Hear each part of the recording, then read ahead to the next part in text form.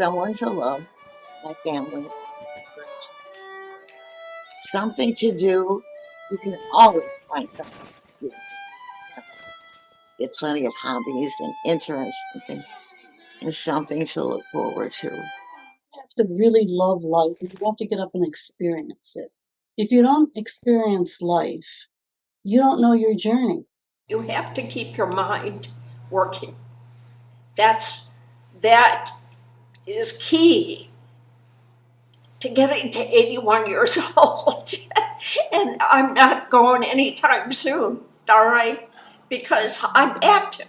You just can't stop. Yeah.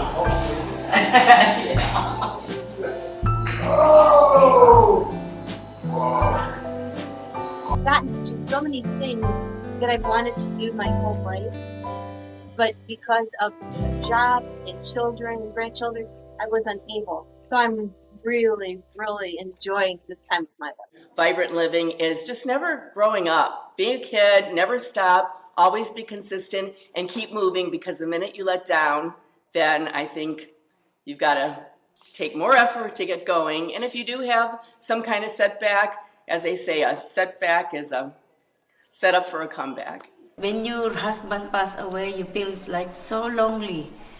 So what I did is I go out and come join here last year. You know, like every day we come here. When you go home, you feel like relaxed and your mind is, you know, free of something. You don't think, you don't get stressed. Your body and your soul are, you know, so vibrant. And gently bring it in, knees and ankles together, roll over, inner thigh stretch, outer ankle. It's actually saved my life. I come every day to exercise. I try to eat healthy. I move on the weekends, and even though it's pretty easy not to cook for yourself, I try to do that as often as I can. You know, when I was younger, kind of the physical stuff was my strong suit. I liked to play softball and basketball and such, and now those days are kind of waning. You know, I can shoot hoops in my backyard. You know, up here, you know, I can play 8-ball. I like to do the hunting and fishing thing. You know, I do fishing, and I kind of enjoy doing more hunting now, because every day I'm hunting either for my glasses or cell phone. I was so involved when I worked with the job and always doing things for other people, but since I've retired, I've escaped into myself, and I find that I'm just on cloud 9 all the time, especially when I come to Mary Kay's classes and the dance. I just lose everything, and it's very good for my soul. And to stay in shape and to eat healthy, like I said, I've never been this fit in my entire life. Always have a purpose in life. Have a purpose every day, have good friends, be part of a group, keep your health as best as you can, exercise. I met friends that we get together and go have a sandwich somewhere. And when I'm not here, they worry about me and call me. And when they're not there, I do the same. They're good people, great people. You'd be surprised how you can make friends at a center to work out in, or just go shoot some pool. I thought being old and alone is the end of life, but it's not. I know our focus are the same, to get well. So I joined Jeannie's class and I go swimming. That's my life. So being old is fun. I don't stay at home all the time. I like to do things and go places or participate in things. Because there's just so much. It certainly gives you something to do and something to look forward to. And that's what keeps you going, and that's what gives you energy, and that's what keeps you young, don't you think? I try to really throw out all the old prejudices and stereotypes and just enjoy whatever comes my way. And that includes different types of music, different types of entertainment, different types of people.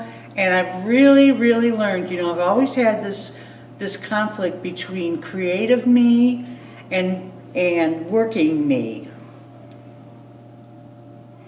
And I'm learning that I like creative me, and I'm finally getting a chance to experience that here.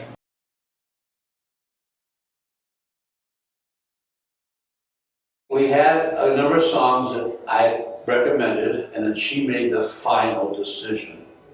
And final, F-I-N. Final decision means the ones that I could sing the best, right, without getting all messed up. So you're a song by Frankie Valli and the Beatles.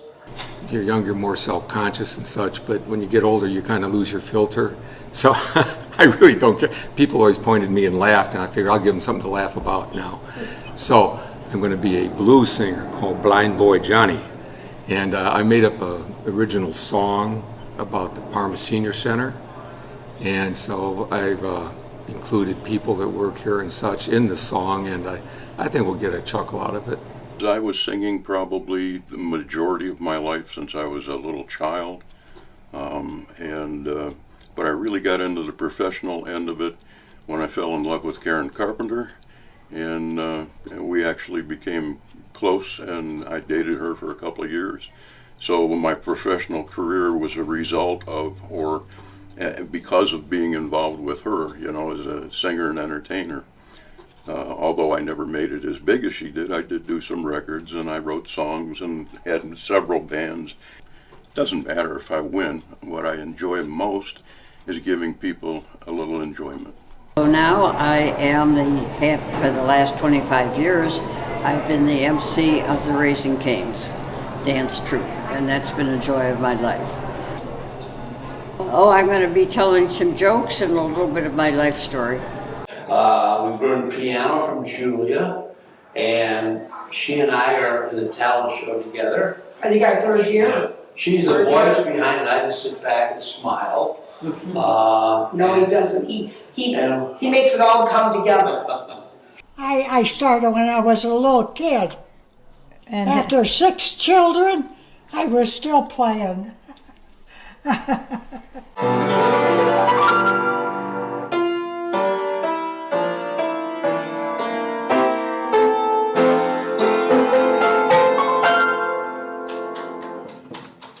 That's my favorite song.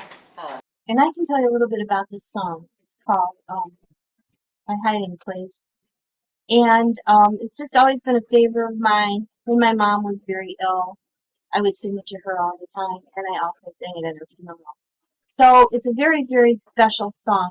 It's for everybody to know that out there is strength and comfort if you look in the right place.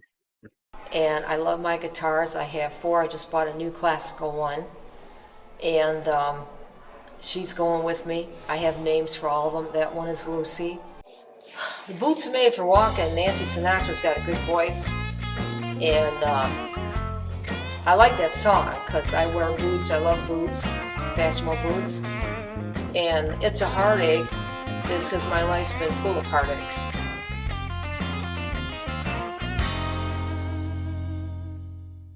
After I retired, I called Donna and I said, I'd like to volunteer to teach a vaudeville dance group. And I said, nothing fancy, just for exercise and fun and camaraderie and make new friends. I said, maybe once in a while we'll even dance for one of the dances at the center. She said, oh, how fun, we could use something like that. So she put up a poster, and 2 weeks later, the team, it's no talent necessary, just love to shred your stuff. They got so good, a little show started to take place. We should take this on the road. So we put some jokes in there and put it together and had a little show. Over 25 years ago, in 1,700 performances since then. We're all up in years and we have our aches and pains, but we're such hams that we hear that music and we forget about it and you dance. I'm going to play a musical instrument, violin. Well, my wife encouraged me, and so I figured, okay, I'll give it a try. When I'm on stage, it's natural. It feels wonderful.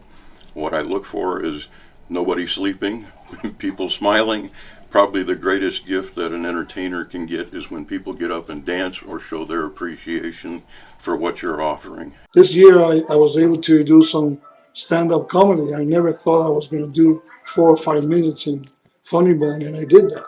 All because of Parma Senior Center. And now, here's the show.